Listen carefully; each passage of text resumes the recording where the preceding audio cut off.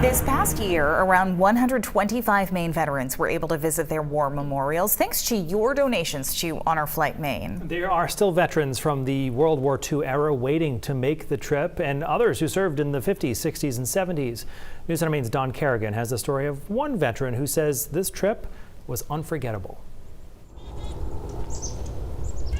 23 years old, I had 27,000. Hilton Hanson may not have had to be in combat, but like millions of others, he still served, in his case, in 2 different uniforms during America's Cold War, starting with a hitch in the Army as a military police officer, including 13 months in Korea. And I got out at the time. I was, 21?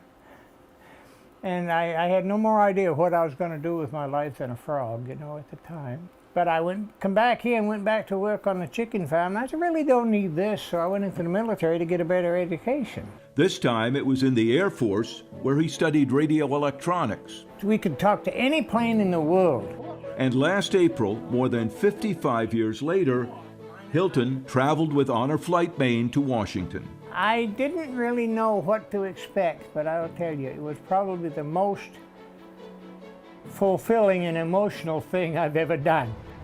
At the Korean War Memorial, he saw a man leaning against the monument's wall with its images of soldiers. And he's standing there with his head against the wall, and when I walked by, I just reached out and tapped him on the shoulder. And the tears in that man's eyes was running right down the wall. And that got me. I was doing pretty good for that, but that got me. I mean, that got me right here.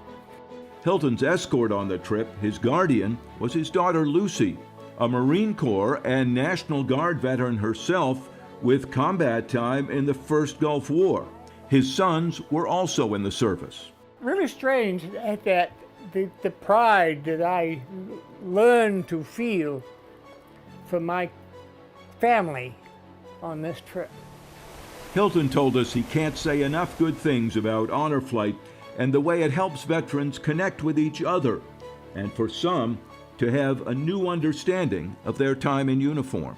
When we went in, we took an oath to the people of the United States to defend this country as best we could, up to and including our life.